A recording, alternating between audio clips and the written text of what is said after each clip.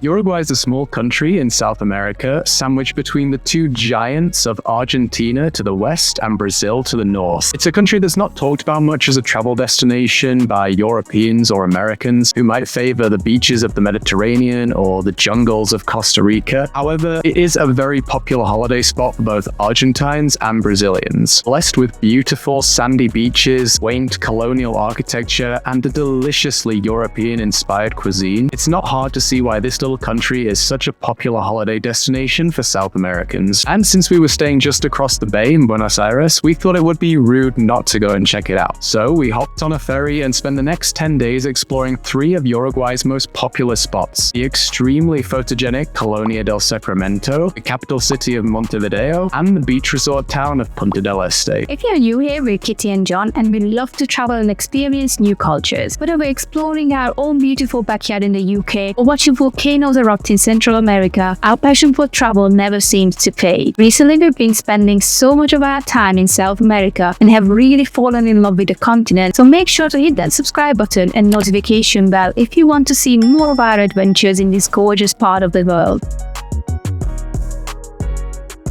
From Buenos Aires, the sprawling capital of Argentina, it's really easy to make your way across to Uruguay. There are 2 ferry companies that run multiple services back and forth between the countries each day: Colonia Express and Buquebus. We opted for the latter and made our way to the Buquebus terminal located in Puerto Madero. From here, we checked in our big bags, made our way through customs, and boarded the ferry. Most popular crossing from Buenos Aires is to Colonia, which takes about an hour and costs around $57 per person one way. The ferry is reasonably comfortable with plenty of seating, a small cafe, and even a duty-free shop. An hour later, we disembarked and were excited to explore our 4th country in South America.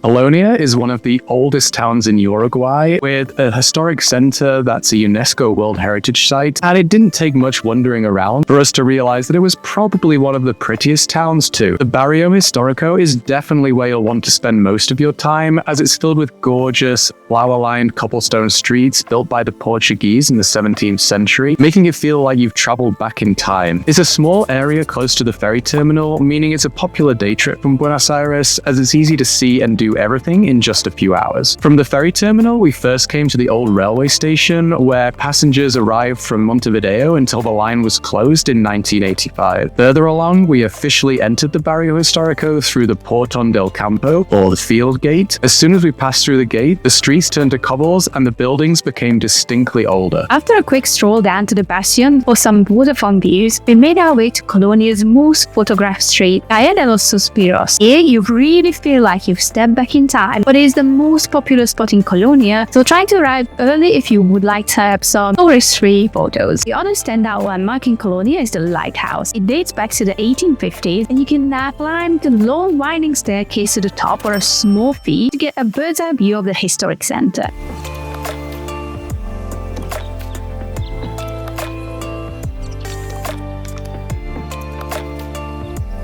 There are many other gorgeous old streets to wander around, both within the town and along the waterfront, all lined with restaurants, cafes, gift shop and wineries. If you're lucky, you'll even spot some pretty vintage-looking cars dotted around, some in better conditions than others. We really love Colonia, and we highly recommend just taking a day trip from Buenos Aires if you don't have longer to spend in Uruguay.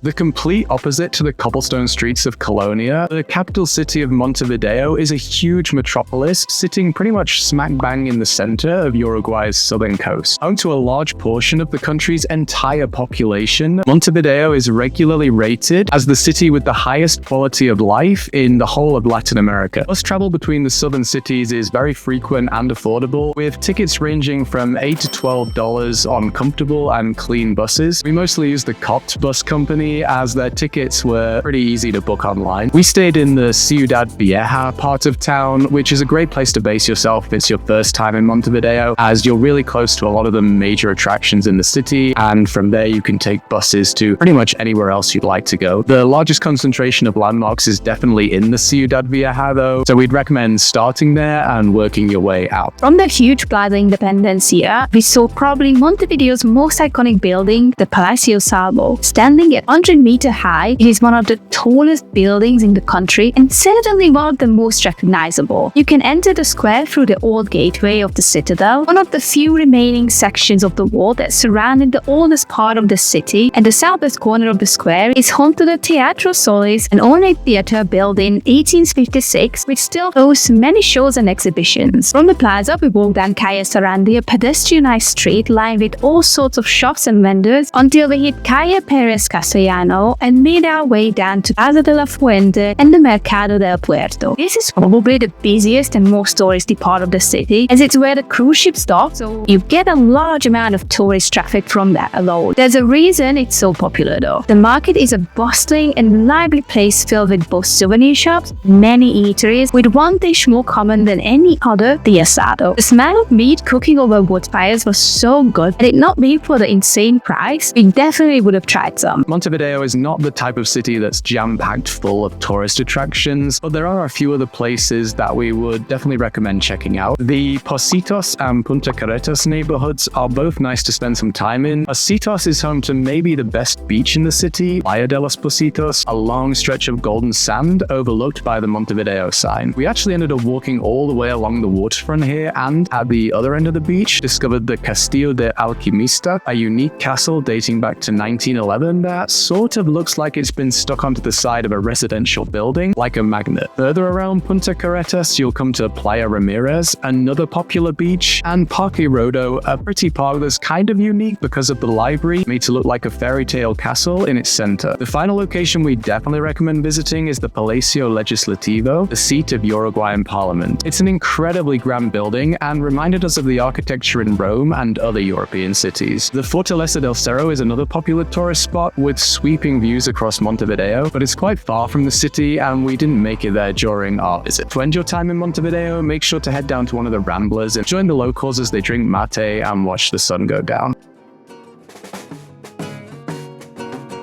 Our final stop in Uruguay was the seaside resort city of Punta del Este, which has been compared to places like Naco or Miami Beach, mainly because of its wealthy and famous residents and holidaymakers. It was easy to see the comparison, with brand new apartment buildings lining vast stretches of golden sandy beaches and beautiful yachts moored in the marina. Let's face it, you're coming to Punta del Este for the beaches. We stayed on the peninsula, which is a very convenient place to be based, so the closest beach to us was the enormous Playa Brava, which stretches basically the entire length of Punta del Este. Near the end of this beach, closest to the peninsula, we found La Mano, or Los Dedos, a sculpture of a hand emerging from the sand, which was designed by the Chilean artist to warn swimmers of the dangers of rough waves and strong currents. It's probably the most iconic location in Punta del Este and well worth a quick photo stop. Further along the peninsula is Playa El Amir, where we got great views back down the coast, and then we made our way inland to Plaza del Faro, where we found both the brightly colored Faro de Punta del Este and Our Lady of the Candelaria Church. Then we made our way down to Punta de las Salinas, the southernmost point in the whole of mainland Uruguay, which reminded us of the time we stood on the southernmost point of mainland England. Completing our loop of the peninsula, we ended up at the port, where we saw fishing boats mingling with expensive yachts. You can take boats to the nearby Isla Gorriti and Isla de Lobos from here, as well as get an up-close view of sea lions chilling in the water by the fresh fish market, waiting for any scraps discarded by the fishermen. If you want a slightly different scene from the Punta beaches, then you can head to the bus stop, hop on a local bus, and head to La Barra. This town's beach was probably our favorite, and enjoyed chilling here for about an hour or so. It's also a popular place to surf, with loads of surfing shops lining the main street, and at least the beach we were on, the waves seemed suitable for beginners, although we're not experts. On the way out of town, make sure to stop for a quick look at the Leonel Vieira Bridge, one of the most unusual but also most fun bridges that we've ever seen. End the day in Punta del Este, grab a drink, and head down to the Rambla, watch the sun go down and the sky turn beautiful shades of red and orange.